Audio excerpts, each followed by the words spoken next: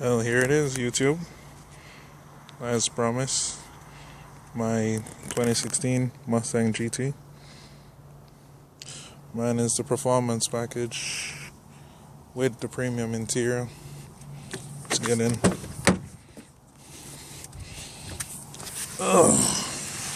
And as you can see,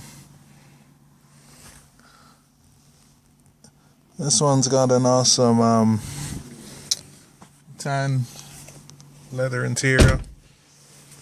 And this is my first car. It is the GT version. It's got these awesome gauges, etc.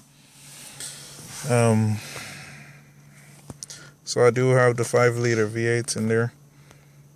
Yes, I'm one of those guys.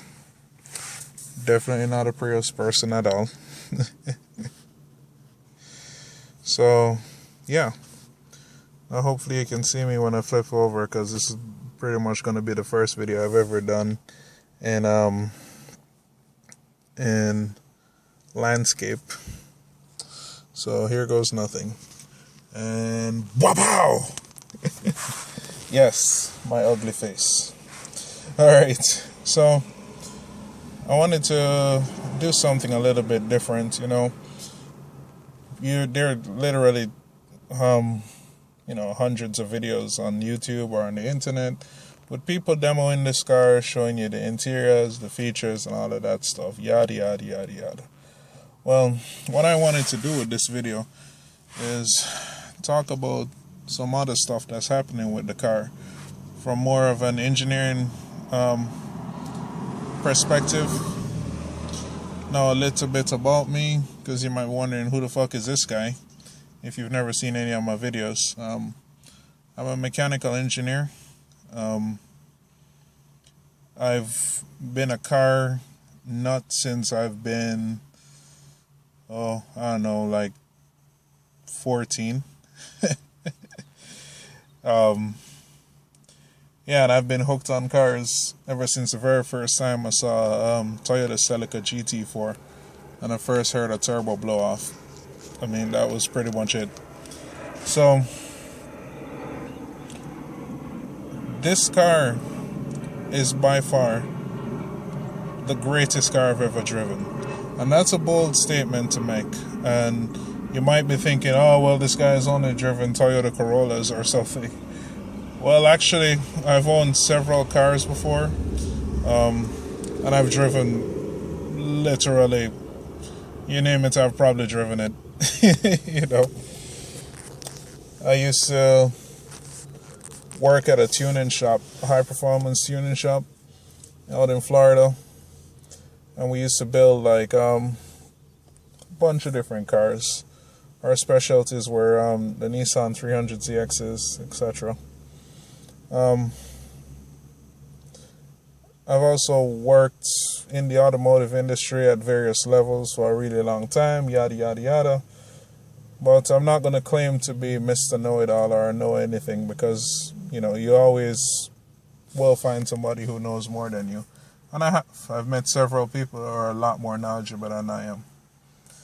So anyway, in this video I wanted to talk about some of the criticisms that I've seen people floating around.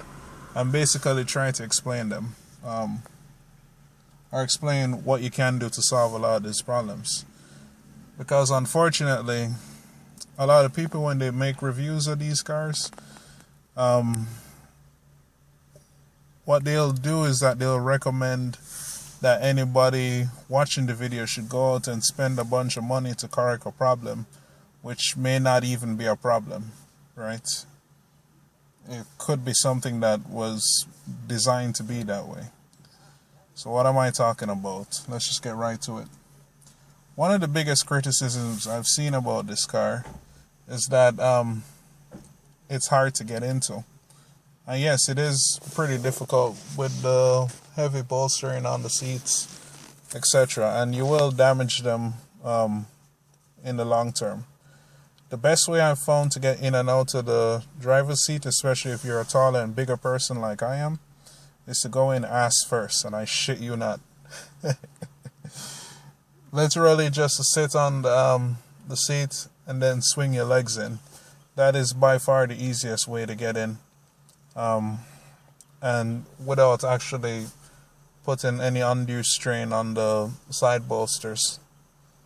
You can also get in a traditional way, leg first, whatever. It's up to you.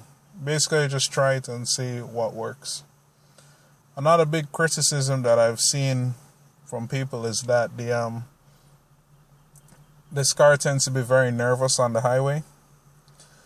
Now, I haven't put this car on an alignment stand, but I'm willing to bet that the reason for that nervousness is the way how the factory suspension is set up. And what am I talking about? You have different angles that you can set the tires up for. You can set the camber angle, which is the most familiar one. That's if you're looking at the tire, basically that's the tire.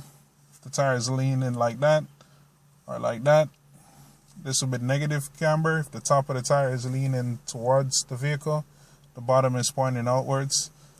And positive camber would be the opposite way around. If the top of the tire is leaning outwards, the base of the tire is pointing towards the vehicle.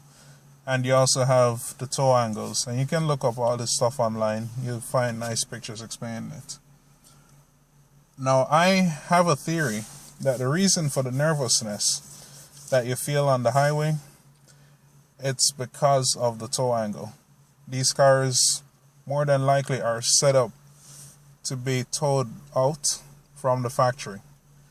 Now, the reason why this is a good thing and not a design flaw is that what toe angle controls is the initial turning into the corner.